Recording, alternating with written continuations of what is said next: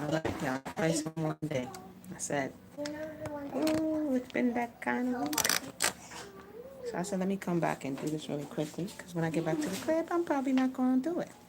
And since I went back, for those who be driving the live, I don't know that notifications go out. I guess if you do want the notifications, because let me take these out of my ears.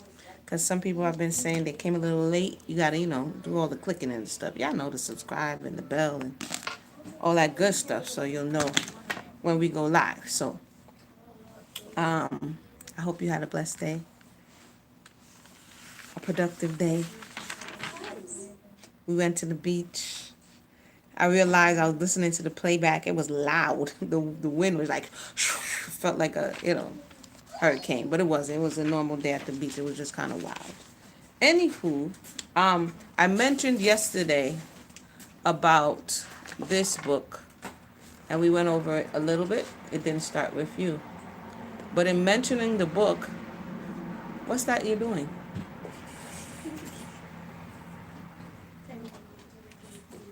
In mentioning the book, and I'm not going to stay long, because the sun is dropping. But in mentioning the book, I mentioned an episode of Philippe Matthews that Dr. Edwin Nichols came on, and I mentioned that a piece of the puzzle that he gave in that episode helped me or helps me to frame some of the discussions that we're having for the purposes of healing. So I went back and looked up the episode. It was 2 years ago, January of 2017, and the name of the episode was Dichotomous Logic and the Philosophical Aspect of Cultural Difference. I'll say that again. It's a good listen. The name of the episode is Dichotomous Logic and the Philosophical Aspect of Cultural Difference. And that episode had Dr. Edwin Nichols on there. In the episode, he was talking about, and I'm just going to give the overview so we can understand as we move forward. This is as it relates to what matters most and comparing one people group to another people group. So he talks about axiology, and I looked it up, although he explained it, and I looked it up again, and it's a philosophical study of value system, what different people groups value more. And value, a lot of times, have to do with your environment. And so he talks about his studies and his pursuit and his PhD and really trying to understand the world and what was happening around him. And when you think about environment, this is how I can relate, and then I'll just give you the overview of what he said.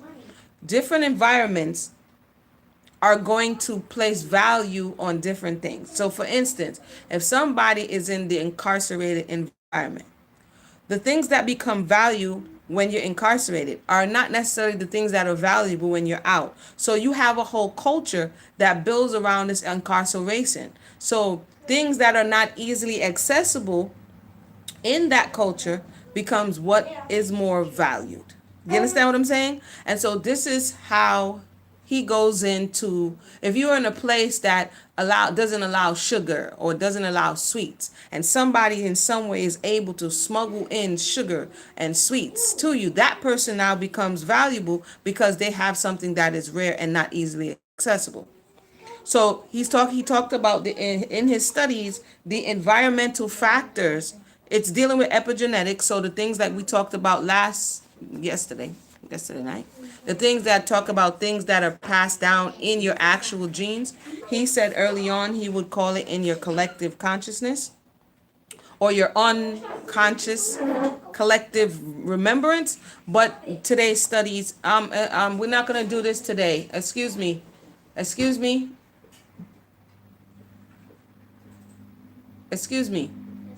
We're not going to do this today. I'm talking, okay?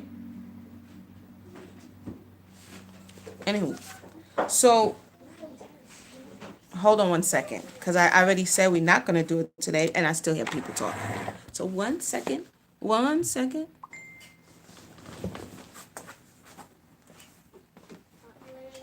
No, I don't want to hear anything.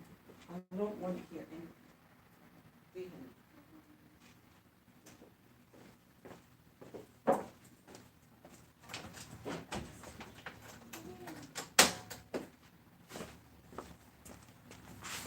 All right. All right, we back, y'all. We back. I know this is twice in one day, so you can definitely catch it on the replay. I just wanted to give you my notes before I forgot and go on to other things.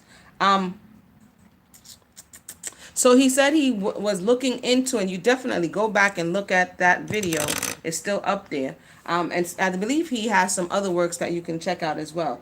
But he basically, in a nutshell, said that he discovers that because of the environmental factors and the exposures from European ancestors, being that the climate oftentimes was inhospitable, given the fact that there wasn't an abundance of food, there was a limited time of which one could plant, or else one would starve. We see a lack of knowledge in the narrative of coming to America from these places and how to survive in other environments. And we do see the pilgrim story of people who perished and whole communities that came over that didn't make it because they weren't used to that particular environment. So for them, he says that he learned that it was more object oriented. That was the highest value system. Not necessarily community, not necessarily relationship or partnership, but the individual. It was more individualistic. And he gave some examples, and he asked the people to fill it in. Like, so who is number, fill in the blank, who is the very, fill in the blank. This is stuff we would have heard because we were reared in this space, right? Who is on, fill in the blank. Who is the MVP, right? We also hear stuff like the greatest of all time or the GOAT. So this is all things that puts the individual to the forefront. That's the greatest value. Who's the CEO? Who's the head, the person in charge? All of this is coming from, as he shared, a European mindset. He went on to say, this is something that listen to this, because in contrast, because we have these two cultures, specifically these two cultures interfacing with one another and clashing, and one is laid over. So the melanated or African culture is overlaid with the European mindset, and then it keeps causing this like friction. He says that the African thought process is one of relationship, that the environment was one that was abundant, and you really couldn't store up certain things the earth abundantly gave you in all seasons. And so there wasn't any lack, and there wasn't any need to necessarily vie for food or resources in that way. And so it made something else more of value and importance, which was the relationship and collaborative efforts, not necessarily from large groups of people, of which he says is the Asian most valuable system, and he goes into why, but relationships, a lot of collabs. So like even in the music industry, you see a lot of, oh yeah, we should get together and do something. You see a lot of individual collaborations. Keep that one in mind. We're gonna have to come back and talk about those collaborations and why as soon as something goes wrong in that relationship, or there's some perceived disrespect in that relationship, then the whole thing falls apart, because the highest value, according to what Dr. Edwin Nichols discovered in his studies,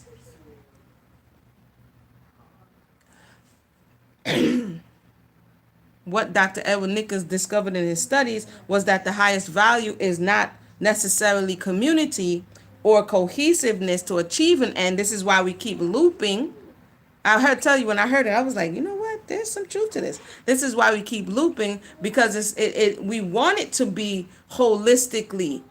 But if the relationships, which is the smaller part of these holistic groups, if the relationship is not intact, melanated people have proven that they will sabotage the whole, because the value system is more placed on the cohesiveness of that collaboration and that relationship. We're seeing it happen today, and this is what continues to happen. Lastly, he said the Native American, their highest value lies in the oneness with creation. So basically being in balance. And he goes into all of the different ways that this became something that would be passed on. The migration patterns, I don't understand. I'm really not understanding who's talking.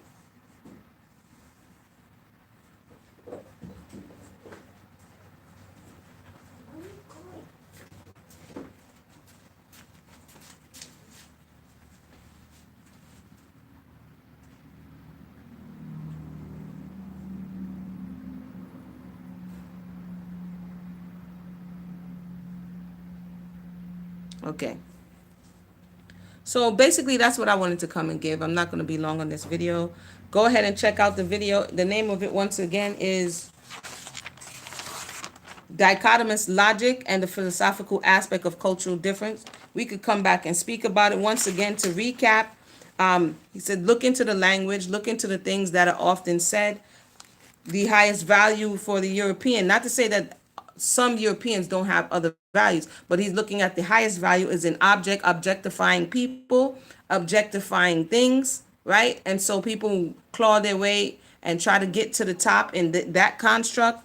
The highest value, according to him, for the African society is the relationship. The highest value in the Asian society is cohesiveness of the group for a desired end, working together, even if you don't individually like the people, but working together to achieve this desired end. And for the Native American is the oneness with creation and the higher divine power.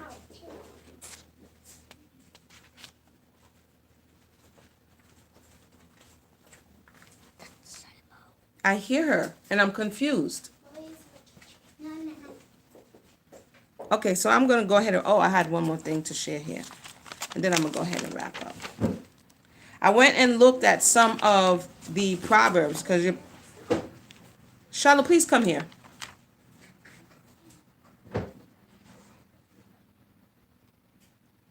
Please come here.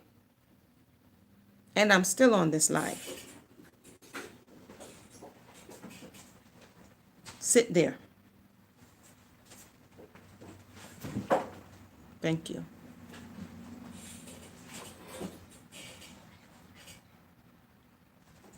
So here are some proverbial African sayings. So we went into some of the verbiage. Once again, I'll go back. Europeans, sometimes the verbiage shows the individualistic nature of the thought process. And so when you have one culture or trying to communicate their highest value with another, it looks as though one culture is silly and dumb because they keep trying to establish a relationship and thinking that the relationship is valued on the other side, and the other side is not valuing the relationship. They are really valuing the ability to dominate and objectify the other person, right?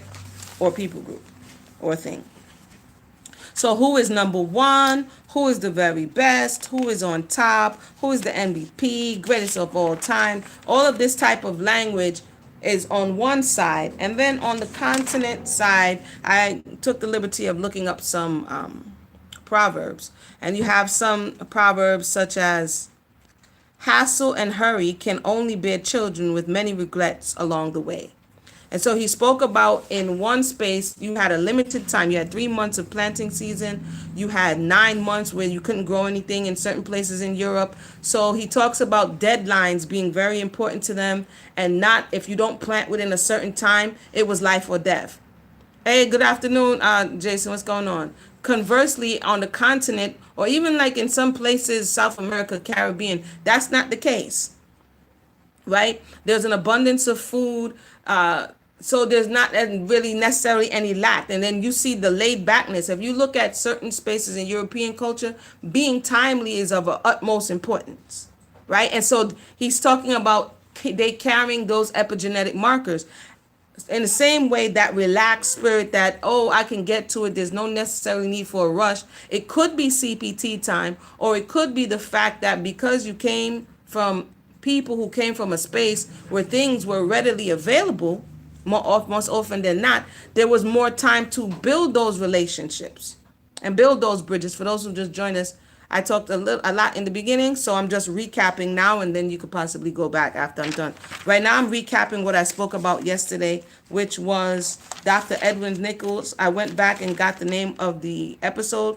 It's called Dichotomous Logic and the Philosophical Aspect of Cultural Difference.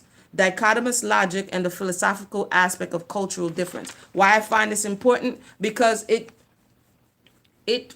eliminates our need to compare ourselves and the progress of someone else, because there's a possibility that you have different value systems based on your ancestors' experiences. Once I heard this, for me, I was like, this is deep. Anywho, let me go to... So again, Europeans are said to value objects. African peoples are said to value relationships. This is the highest value. Asians are said to value cohesiveness, and this is based on their experiences. And Native Americans are said to value this oneness, okay? So I went to look at some of the proverbs. I always say this one. If you, Solonomics is back. So y'all got me started. Y'all know I can't just freestyle talk. I got to go back and do my research and all this stuff like this, which I find myself doing, but it's all good. I can't resist it. It's like it's either I'm not talking, but if I am talking, like it's a pull, like, you know, to do how I do it. But if you want to go fast, go alone. But if you want to go far, go together. That's a known African proverb, right? But the thought is here in the West, the European, when you're looking at athletics and you're looking at sports or you're looking at business, who's the fastest, who's the best. But in the African proverb, he's saying this is proving what Dr. Edward Nichols is saying, is that in one space, being the fastest and being the best is the highest value. But in this context, going together, that relationship of those who are going together is going to get you further. Okay? If love is sickness, patience is the remedy. That's a Cameroon. They say that's a proverb from Cameroon. Patience, having the ability to wait, not saying that, you know, you have to cut it off. It's a deadline. You know, you got to do it now. That's coming from people who may have came from environments where you had to do it now. There was a deadline, or if you're going to die. You know what I mean? So, I mean, just listen to the whole, you have to listen to the whole tape. I'm just giving the overview. If you educate a man, you educate one individual. But if you educate a woman, you educate a family. We've also heard it said that you educate a village. Now, that's the saying on the continent. But here, we can even see in some spaces that women didn't deserve education and that you should only educate the man so that the man can retain the power and he can control and he can dominate, right? And on the other side of the world, you're having people saying, no, if you want this education to go forward, then educate. If you educate the woman, she's going to go beyond herself and she's going to share it exponentially. So again, we're talking about axiology. We're talking about Dr. Edwin Nichols, talking about what I mentioned, that video. That video is very deep. And we're just going in some of these proverbial sayings to see the value systems of the people. And then we can say, okay, why is this important, Amuna? What does this have to do with Solonomics? So that I can wrap up, right? Because then we're going to go. What does that have to do with Solonomics? Again, when we're looking at melanated people right now, and we say, well, why can't we just all get along? And why does this one relationship has to ruin everything, right? If the highest value for melanated people are relationships as opposed or collaborations as opposed to collectiveness, we can say that we have collective desires all day long. But if we neglect that relationship, the moment we do so, our long-term goals of collectively achieving stuff break apart. So this is why I find this piece of the puzzle very, very important, because it will save us a lot of this belly aching and complaining, not understanding what make and model you are based on your ancestors' experiences. You cannot look at the make and model of another people group, compare yourself to it, and then bellyache about why you're not achieving the same benefits or achieving the same, not benefits, having the same accomplishments as they are. Does it make sense? Am I making sense? Let me know. I know if you came in just now, you probably don't know what in the world I'm talking about, but I promise you, if you go back and listen, you will understand, minus me stopping to tell the babies to stop all this noise. But that's why I found this piece of the puzzle very, very important, because it made me say, oh, okay, I see why that broke apart. You know what I'm saying? The relationship is compromised. And because you value the relationship, I spoke about this today, and it's funny. I spoke about throwing shade and, oh, this person dissed me, this person violated me. So we can be building the grandest structure. And because the vibing with one another is so important, we could have started, we could raise the funds, we can do all of this stuff. But because vibing with one another and being on one accord while we're collaborating with one another is so important that, like I said earlier, about what was the name of him? What was the name of my Ronnie? Jason doing the thing. Bless up. That you know that's my actual first contribution here. Hallelujah. Thank you so much, Jason. We can be vibing with one another. And if this is compromised, so it is that we're watching right now all over YouTube. If it is compromised, that relationship, that collaboration, who cares about the movement? Who cares about progress? Who cares about all this stuff? You understand what I'm saying? So the elders, we can't diss the elders who have done the work. They may not have had, they're coming to you with their piece of the puzzle. They may not have had all of the puzzle, but they come to you with a piece. This is Dr. Edwin Nichols' life's work. And here I come along and like, wow, I'm interested in this, but you just said something. So now I'm digging in to his life's work because he just had a piece of puzzle that's missing. So like I spoke about in the earlier video, Marcus Garvey and Du Bois, they're beefing, okay? SNCC and in the 60s and the civil rights movement, and you have this Nation of Islam beefing with such and such, and everybody's saying, but we have this end game. But if the highest value system of melanated people is not an end game but relationship, guess where you have to work? You have to work on keeping the relationships cohesive.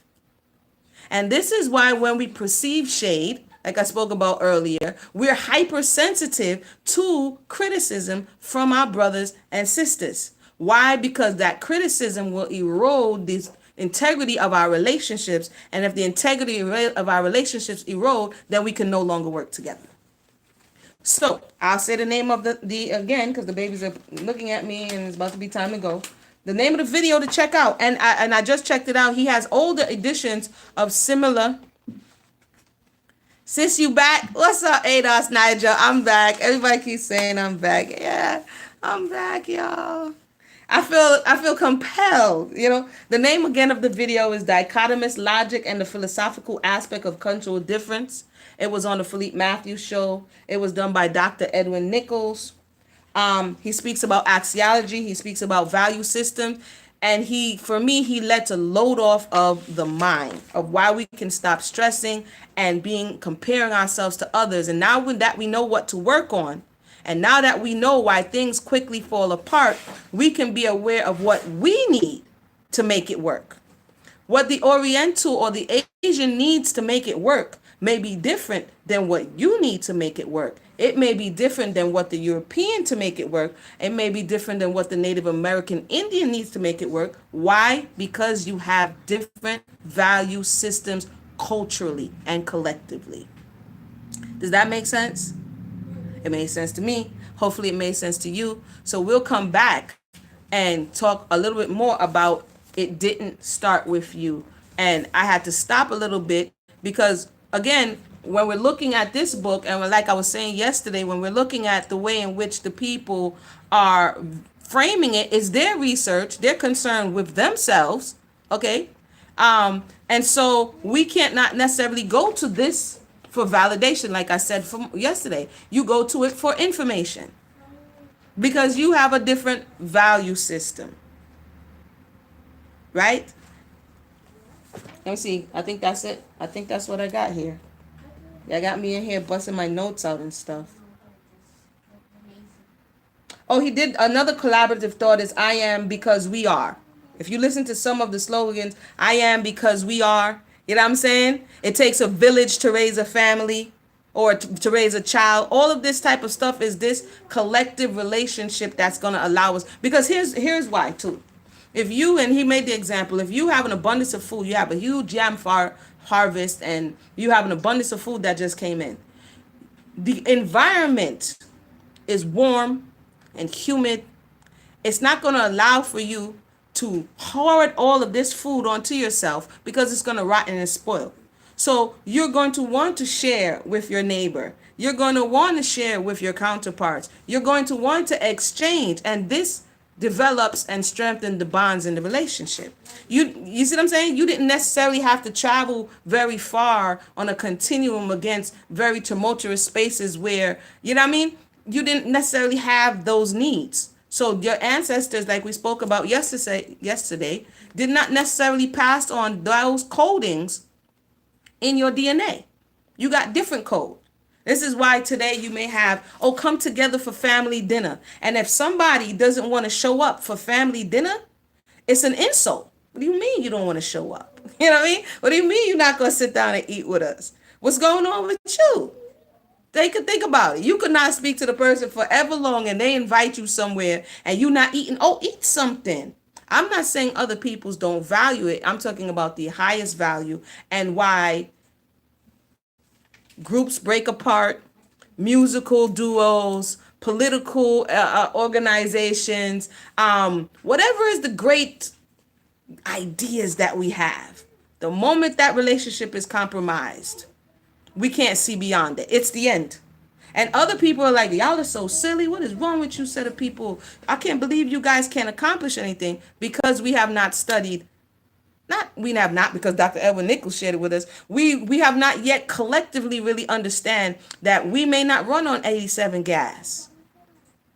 We may not run on 89. Maybe we need 93 in our tank. You know what I mean? And we over here like, but they got 87 and they doing pretty good. We got to keep our eyes on our own paper. So with that said, I didn't get to dive into the book yet. Yes, axiology. Yes, Nigel. Axiology, exactly. Dr. Edwin Nichols, I gave like the name of the lecture multiple times, but I'll give it on my way out.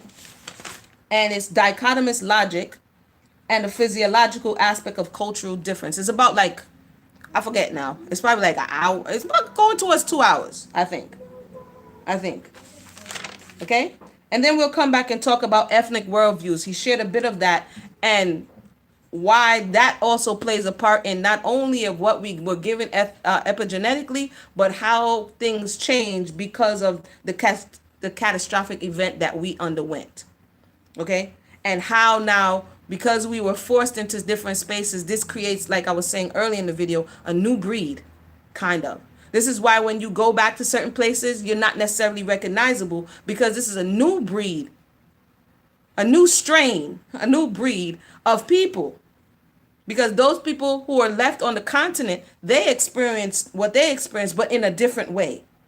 And those who were dispersed throughout the lands, which would be us, experienced what we experienced in a different way. And it forced us to adapt differently. And this is one of the contentions that melanated people on mainland America had to adapt differently than melanated people in the Caribbean, than melanated people in South America. So this is why we come to the table and have respectable discussions, and discourse, because relationships, that's what, it just is what it is for us. You know what I mean? We can accomplish great things, but not if the relationships are not intact. So with that said, I'm going to go ahead and roll. I want to thank everybody for tuning in. Thank you again, Jason, for supporting. You have, that was the first support that we have on this channel for dropping this information. So definitely, it's much appreciated. I want to thank everybody for tuning in. Check out that video and then leave the link. No, not the link. Leave the comment below and we can discuss. If you want to come on and chop it up, let me know. All right. It's getting dark, y'all. Daylight savings time and all that other stuff. All right, Nigel. See, we missed you, Nigel. What's good? We're going to see you next time. All right. 1.